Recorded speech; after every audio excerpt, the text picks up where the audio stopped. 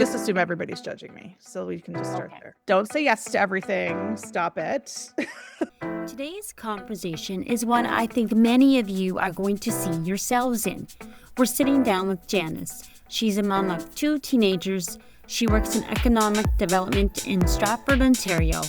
And this brings really grounded, real-life perspective to the Enneagram.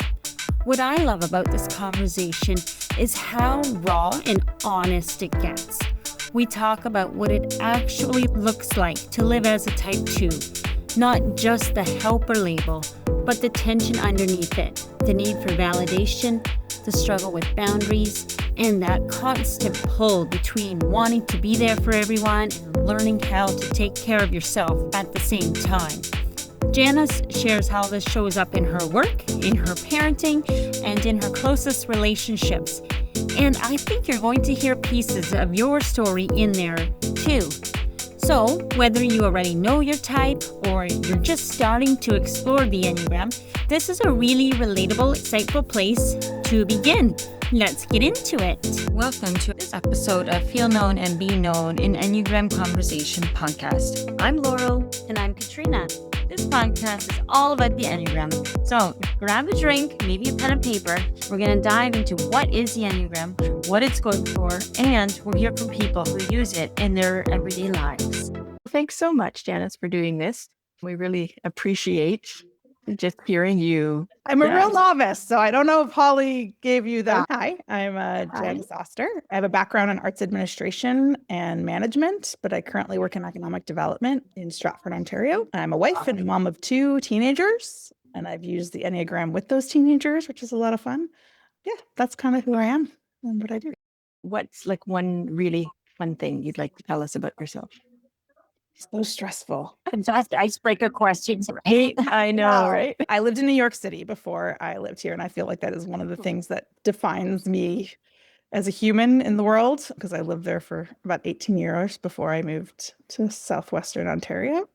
Kind of big impact on you. Yeah, so my personality is sort of like, that side, and then I've sort of moved. But where I grew up was a lot like Stratford, though still in upstate New York.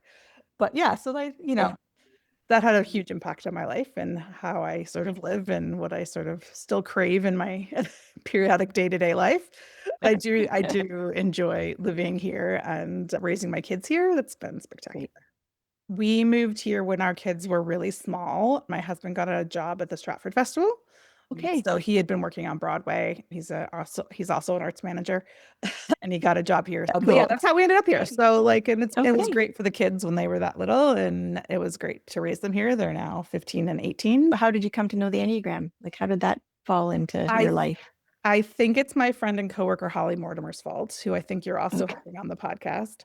Yeah. I think she probably mentioned it. I think it probably also showed up my Instagram feed with friends posting stuff. And I'm always sort of curious about those sorts of things, right? So personality or behavioral or sciences and relationships and how things integrate with each other. So anything I would have seen about that would have been like, oh, hey, that's interesting. That's new. I didn't know about that. Yeah. So I think I went and did a test. And of course, now I know that's not really what you're supposed to do. But yay, good for you. Laura was so proud of you. I can just say. But it gave me some place to start. And then sort of like, I think I really just spent a lot of time on Instagram scrolling through the different types and sort of seeing which ones resonated. And it was pretty consistent. So, and then confirmed for you what you thought, more or less. Yeah, it had confirmed basically. And every once in a while, yeah, sure, go ahead. So when you started working with or for Holly, whatever, did she already know the Enneagram? Was she there before you were, or how did that happen? Yeah, she's been there a lot longer than I've been there. Okay. And I think, and when you were hired, was it part of your hiring processes at all, or no? It wasn't. We are on the same. She wasn't part of my hiring team, but I think that I'm not even sure if we mentioned it at work or if we just saw it on each other's Instagram feed. And then we started talking about it at work. But now we use it all the time. The two of us. Well, you cannot when you know about it. Seriously. Yeah. Yeah. So tell more about that, how you use it and sort of how that works. Well, it just we're sort of each other's cheerleaders and background of the office a lot. So it really, I'm a 2, she's an 8. And we're just able to, we sort of have a secret code sometimes. It's, oh, you're being an 8. You need to knock that down a little bit. Or Yeah. Janice, stop, ask for what you actually need. Don't say yes to everything. Stop it. Yeah. Yeah. Yeah. Yeah. Yeah. But yeah, we text each other these things. We scream at each other at the office. Like, Okay. Good. Yeah. Yeah. Yeah. but it does allow sort of, because of how I am just as a person and related to the 2, just sort of always wanting to understand how people function and how they relate to things. I find it easier. I might in general take an 8 as being very harsh, but knowing that that's where she's coming from really allows me to be like, oh, okay, well, that's what that is. And also trying to push her out of her comfort. Like, she tries to push me out of my comfort zone, and I try to push her out of her comfort zone. And that's been a lot of fun with playing with that a little bit. And then, and just sort of seeing where, and then leaning on each other, I think, and where we also know where each of us thrives. So knowing that, she's a strong personality, and when I need backup or when I know I need a little bit more of a push, being, okay, I need that energy. I need you to load me some of that energy so that I can do what I need to do. And you need to also set some boundaries, because you don't set boundaries either. Right. That's perfect. So that's a great example of how it can be used, right? In everyday stuff. Yeah. Yeah. She wanted to set me up a star chart when I said she was going to go buy me a cookie if I'd said no 5 times in a month. Nice. Oh, wow. Did you ever get the cookie? No, we lost track. Or is that ongoing? We lost track. But I did use it in reverse with her a couple weeks ago, because I said, I think now you need the no chart. Because she kept just accepting things and being, okay, yeah, I'm going to do that. I'm going to do that. I was like, okay, you've run out of time, lady. You need to. Right. So you are not doing what you need to do. But it does really give sort of this undercurrent of understanding, I think. That's really perfect. I love that. I love that undercurrent of understanding. Yeah. That really helps. Yeah. Do you find that in other relationships too that you have? I also really use it with my kids. And as I said, my kids are 15 and 18. And I don't know, we were in a hotel somewhere, and one of the kids had been sick, and we were just bored. And I was like, we should figure out what your Enneagram type is. I know you're not supposed to type other people, but I got really curious, because my youngest, I swear this child is a 1. There's just no way they're anything else other than a 1. Yeah. But I'm not going to tell you what still it think is. that? What? Do you still think that? Oh yeah, 100%. Okay. So tell us about sort of the process. So I gave them some of the descriptions, did. and we talked about the core desires and the core fears and the thing like that. And I sort of like had them flip through some of the images and stuff. And I was okay, so which one sort of resonates with you? And my younger child the 15-year-old is a 1 and was definitely a 1. But my 18-year-old was interesting, because I would not have expected that she was a 6. Okay. Mm-hmm. But now that I know that, yeah. So what makes it? What difference has that made? Well, it's just, first of all, now it makes so much. I wouldn't have guessed that for her, because I would have thought she was more of a 5, maybe. Okay. She's very, inquisitive and researchy and digs deep into topics and that sort of thing.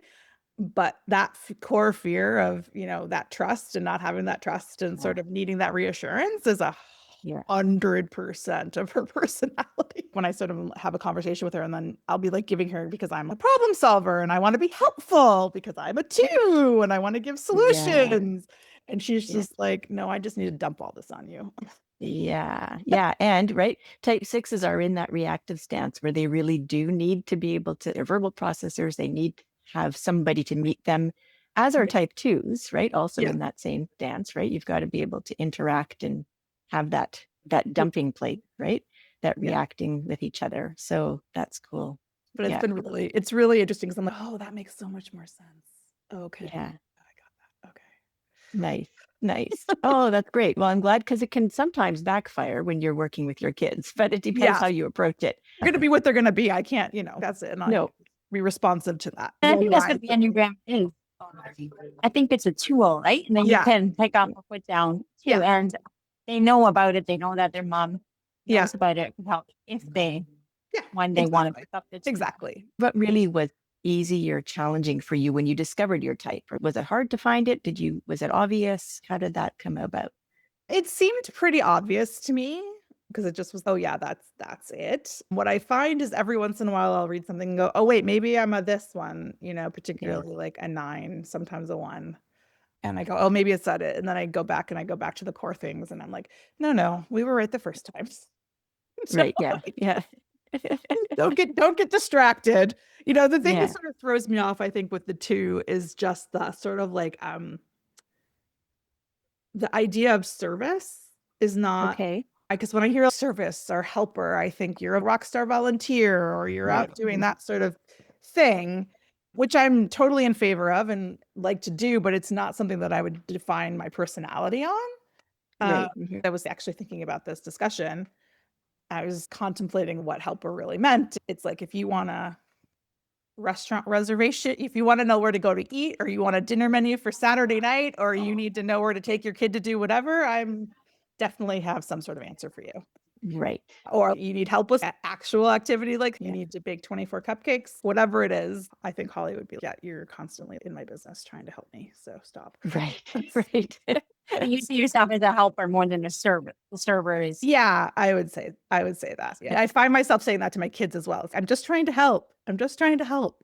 Yeah. And as I was thinking about that question, I was, oh, that's definitely a rhetoric that I have.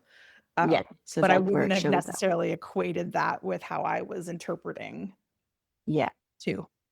Yeah. Yeah. Well, it's good to pay attention, right? And to sort of to let yourself actually sort of think about the questions and think about the idea and sort of find that definition of what it means and then how it expresses in you, because we are all different. And so it's going to express in different ways. Yeah. What about that idea of sort of that compulsion to help? I think that's something that, yeah, I don't think I can help that. Okay.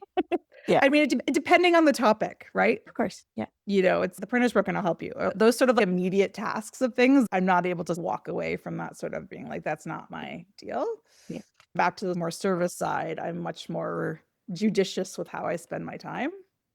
Okay. Yeah. If that makes sense, because so you would say sort of if the printer is broken, you would automatically jump in and try to fix it. Yeah. But if somebody needed, I don't know, their babysitting or something, right? Then I'd still probably do that too. That wouldn't necessarily be, yeah. Okay. I'd still probably do the babysitting. It's more okay, yeah. I think it's things that are not related to specific relationships is how I would define it. So things that are related to relationships, I would probably do about anything. Things that are not related to something that's an internal one-on-one or a one-on small group, if it's a sort of generic volunteering or generic service, that gets much more relationship to how much time I have or whatever. Yeah. I don't want to do that, but it's not something that I sort of would prioritize in terms of how I'm helping necessarily. Okay. Yeah.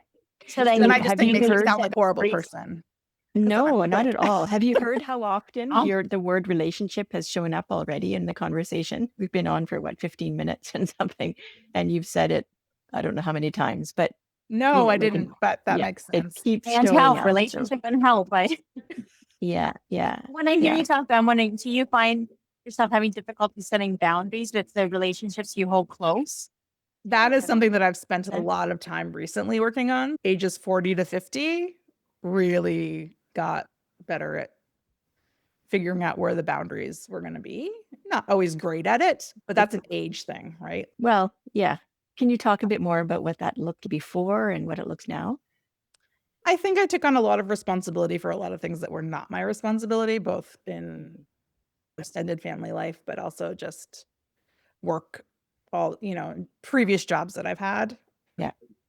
Even changing a job, right? So from job A to job B, I would learn, okay, that was something that was outside of what I should have been doing and set that boundary going forward in terms of time, energy, what I was willing to offer, something that as a job or career versus what I'm willing to offer necessarily in my sort of home life. Right. And do you feel you are capable of meeting those goals or whatever you said you'd help with? Did you feel you were capable, or did you just feel the compulsion to help? I've gotten pretty good at being, nope, that's not in my wheelhouse, or that is, or I can help, or I can't help, but if I can't help, I'll be like, but so-and-so probably could help. Right. I don't ever Right. want to leave Okay. anybody stranded, right? Good. Definitely better at sort of being, yeah, no. Yes, I guess a good example would be, so when my kids were in elementary school, I was on the parent council, and, and I got, even joining the parent council, I was like, okay, I'll do certain things, but I took on one project so that I could be in charge of that project and didn't have to really necessarily volunteer for all of the projects. Yeah. And I did that for 7 years. Mhm. And then when my kids graduated from elementary school, I was like, I've done my time. That is my boundary of school volunteer. Okay. I was like, Well, that is no longer the necessarily priority for my time. So Mhm. Right. And so therefore you had no problem establishing that boundary. yeah, but it was also an easy Relationship. boundary to set because you'd be moving from group A to group B. Yeah. And I didn't have to say to Right. group A, I'm no longer doing it. I just didn't start doing it for group B. Yeah. Yeah. Okay. Okay. So it was almost set for you. Yeah. More or less. But they Yeah. keep coming and say, oh, we need more help. And I did my time. And how So- do you feel about saying that? Both guilty and relieved at the same time. Yeah. Yeah. For sure. So Yeah, can you that say makes more sense. about the relief and the guilt? Well, I always feel like I should probably be doing more, particularly around things that my kids are involved in or the family's involved in. But the relief of just not feeling like I have to do it, like Yeah. of just being like, okay, no, I can say no. It's okay. I'm not gonna die. It's gonna be okay. Not gonna miss out on something by not doing it. Okay. Yeah. Like part of the reason you're on parent council is to know what the heck's going on in your kid's school half the time.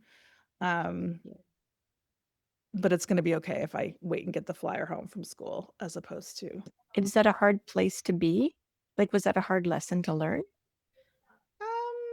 I think it was an evolution more than a lesson that I learned. I mean, also it has happened around the end of COVID. So we sort of petered out at one and then I just didn't pick up the baton of the other. Yeah. But I have had like the high school say, oh, we need more parent volunteers. And I'm like, mm-mm. I'm not going to do it. That feels good to be able to be like, nope, that's not my, like figuring out where my priorities are has been very helpful and very useful. And it feels good to know that to be able to decide where I want to spend my energy.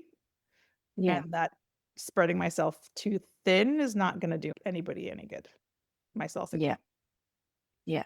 Yeah. Yeah. So when you're thinking then, like, that's a lot of work to do, right? For a two to go from always saying yes and needing to say yes, and then moving to where you're able to say no, and it's at least something that you can do at certain times, and you feel that this was, I mean, obviously you feel that this is a good progression, right? An evolution of you. Yeah. Yeah.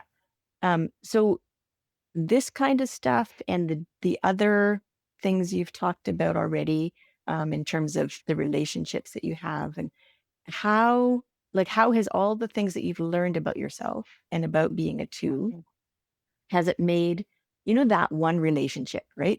When I say that relationship, who pops into your mind, right? You don't have to say who it is, but Yeah. has knowing all of this helped that one relationship?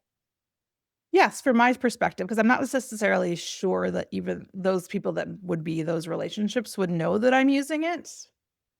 But I find that when I'm being sort of thoughtful about things, I'm like, okay, where is that coming from? Or what is that? And is that something that I actually want or something that I think I'm supposed to want? Or that I think I'm supposed to do?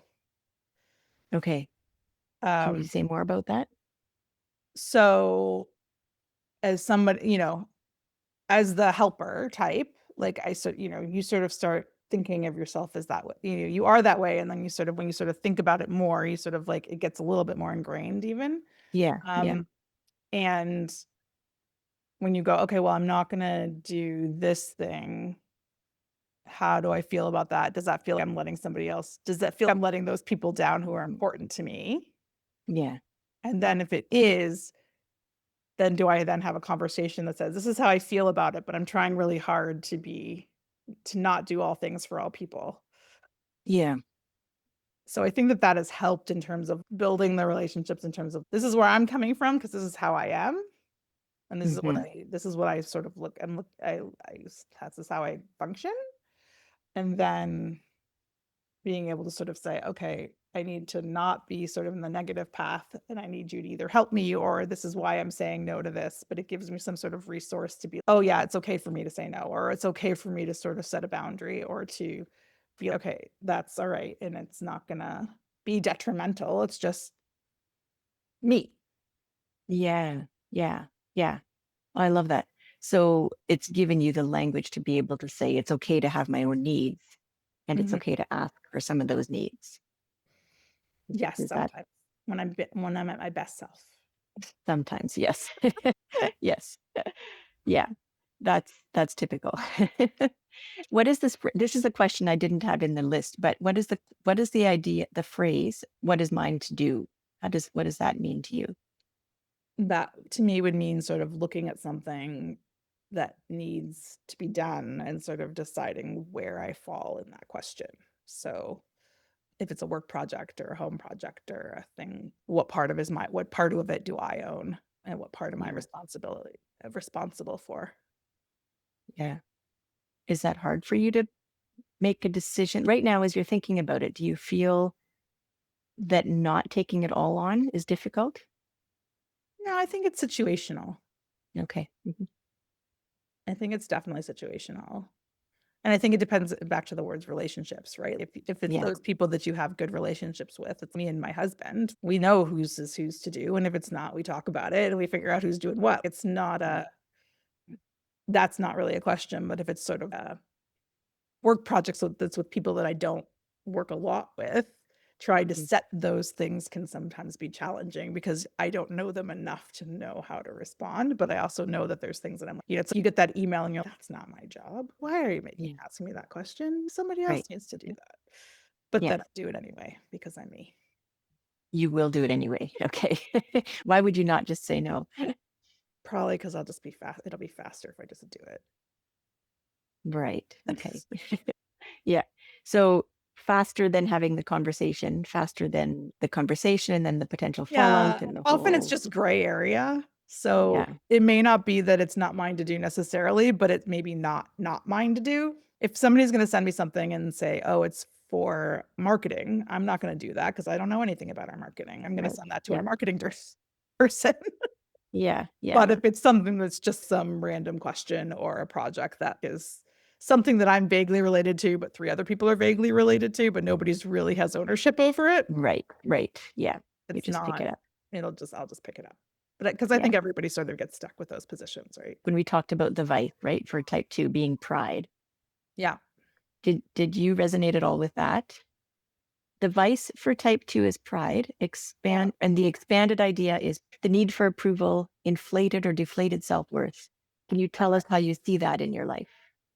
Yes. So I definitely think that the need for approval is huge. Okay. Yeah. Validation is definitely something that I'm constantly looking for better or for worse, mostly for Yeah. worse.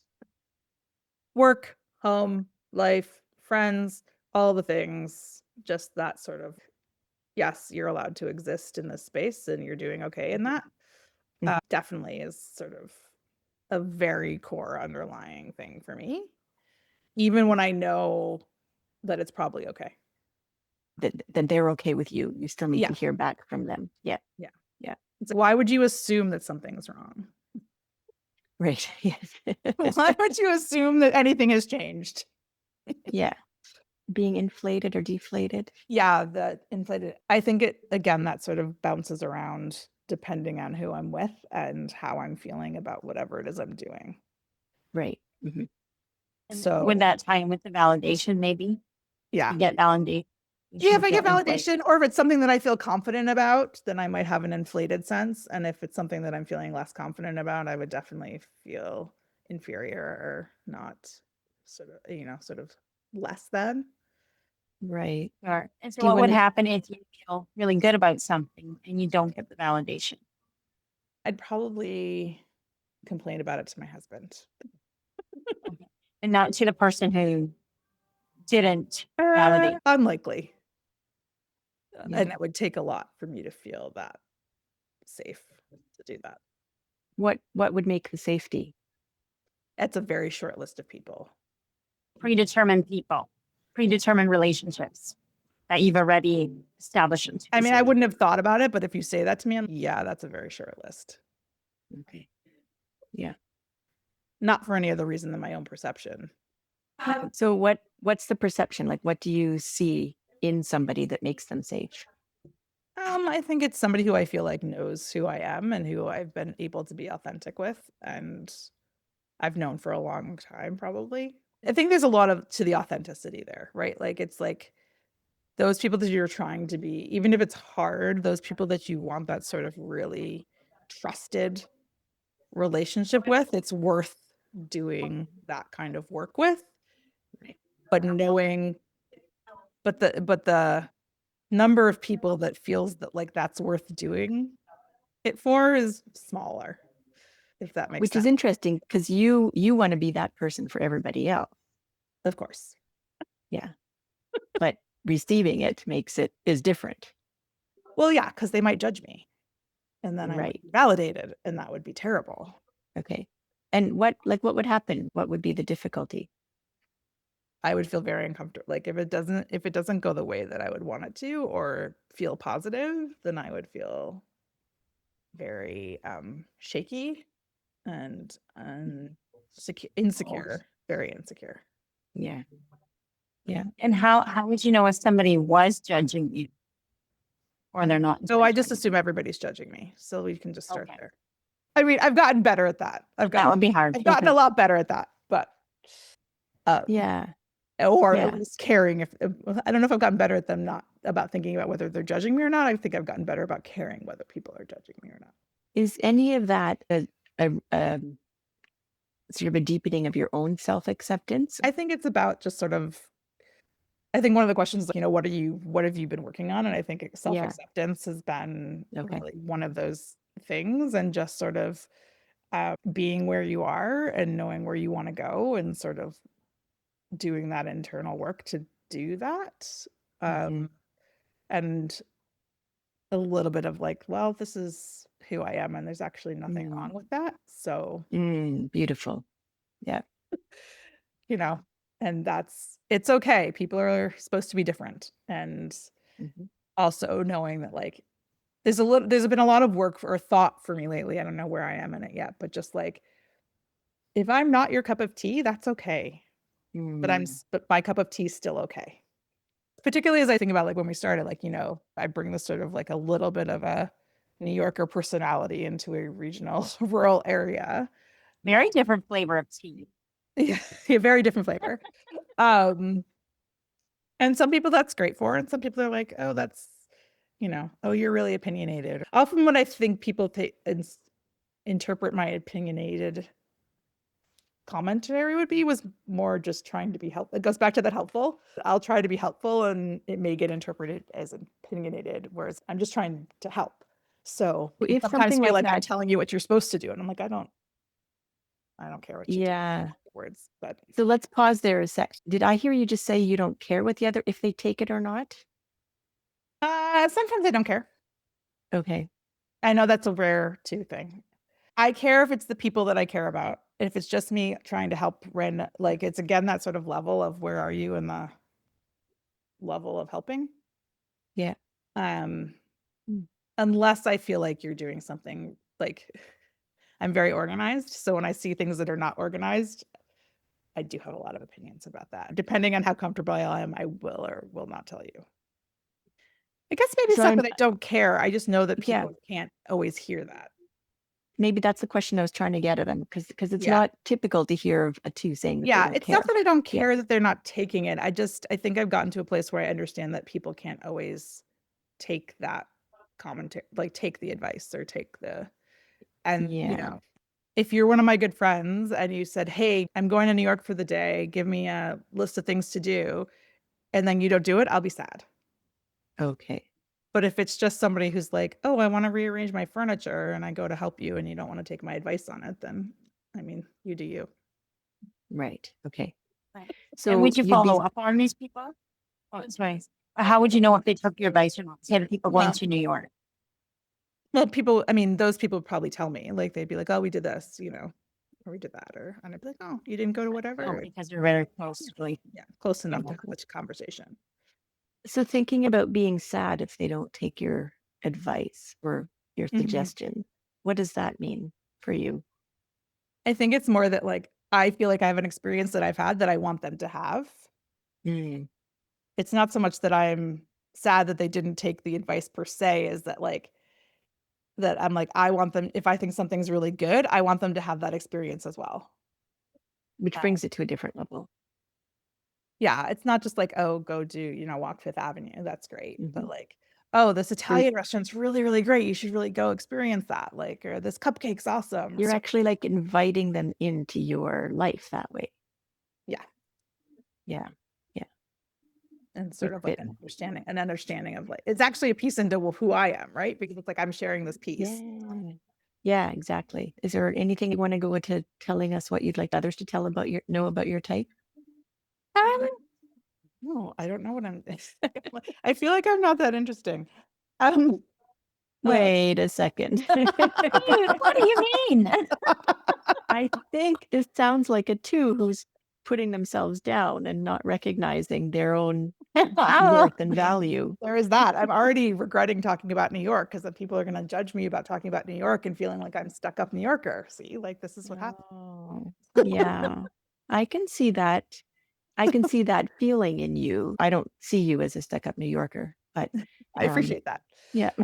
but it's my She's a fear, right? vibrant Like it's like personality. Yeah. yeah. It's good. It's good. Yeah. But speaking to the fear, right, that I think you were about to say that you have as your core need Mhm. to not be judged and to have the approval. Yeah. But can I ask how you are working on things in your life? Like, do you talk to people about the Enneagram? Do you have an Enneagram coach or therapist, or is this I things don't have a figuring out? coach. I don't. I mean, I have a regular therapist. We don't really talk about the Enneagram. It's a lot of me and Holly, and then we also tried to get our summer student to do it as well because we thought that would be fun and useful.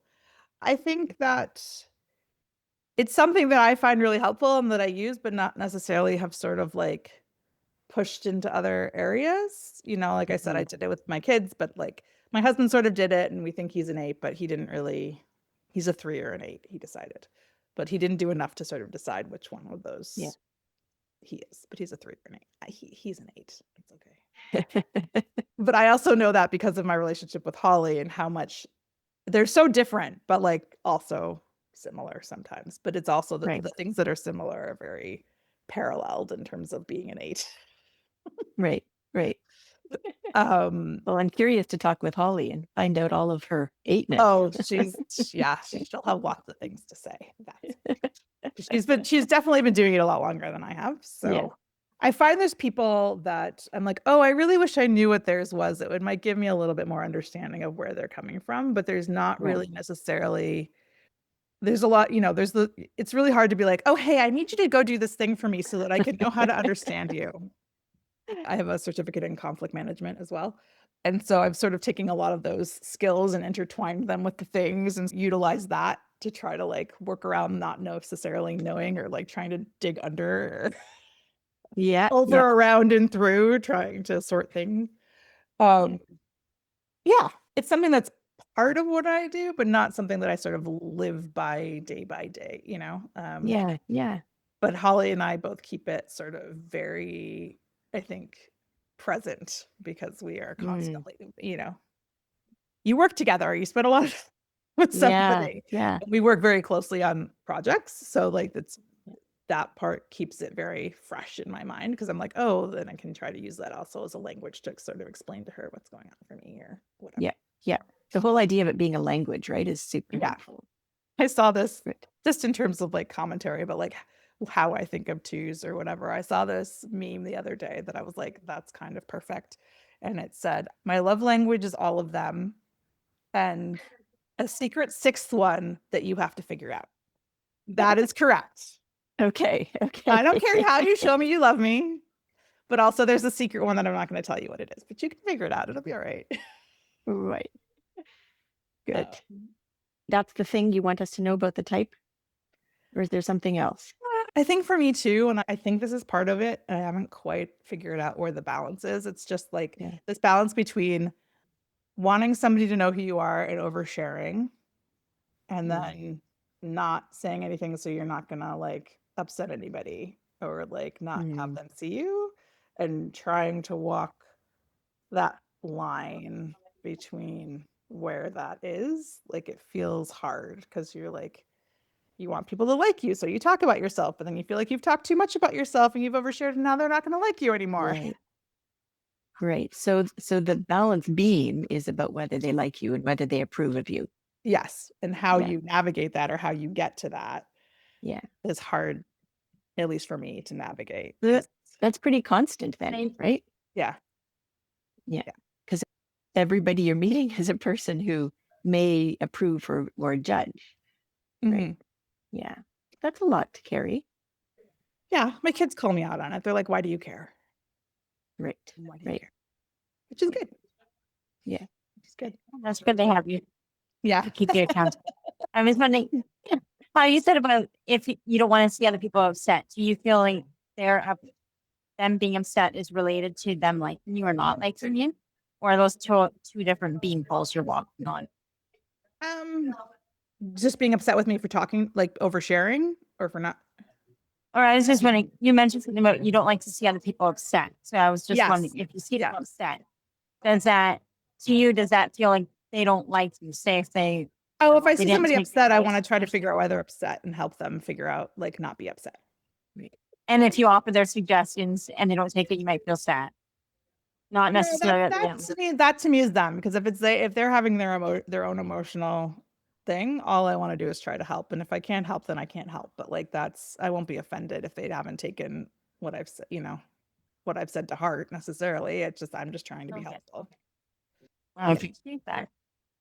Yeah, I think I understand too a lot better, even just hearing from you. Yeah. What's your Enneagram? I want to know now. Oh, I'm an 8. You're an 8. I am an 8. Okay. I'm a type 9, so it's a whole different vibe. Yeah, that is. Every once in a while, I'm like, oh, 9 sounds really nice. I think maybe I'm a not. No, I'm not that chill. Unfortunately, we can't just pick the parts that we I like know. about the type, right? I know, exactly. That is the hard part. I go with the flow most of the time. Yeah. There you go. Do you want to tell us about what kind of projects you're working on these days? So I work with Holly at the Stratford Center for Business as part of my investment traction development work, which I really love because it's part of the community. And again, sort of, I'm the admin on that side, but I like hearing what Holly's doing and helping those clients, with their business, because it's again helping the community. And yeah, I'm doing that, and I work in that large side of economic development as well. So, but it's all about helping the office function and keep it together. So that seems quite appropriate for my two-ness. And then, raising 2 teenagers. I've got one in Scotland and one here, and keeping the wheels on the bus of the household and the family, and being the sandwich generation, and all the things. All the things. And it sounds like, you're living that out in the 2-way. So no other way for me. That's it. That's just the way to go. That is a good way to put it. Yeah. There's no other way for us. Yeah. Yeah. Well, I love having heard your story today, and really appreciate you being willing to come on here and share with us part of who you are. It's been a really nice conversation. Oh, great. Well, I'm happy to help. Yes, and if I ever need tips for New York City, feel free to reach out if you're going to New York. I can definitely help. I can't tell you where to stay though, because it's just find the hotel it meets the price point and seems decent. That's all I got for the hotel. Fair enough. I was like, where should I stay? And I'm like, it changes. You just gotta go with where your price point's at and what feels like it's not going to be scary. Awesome. Thanks so much, Janis. And we will see you on the next episode of the Feel Known and Be Known podcast with Laura and Katrina. Thank you again for listening.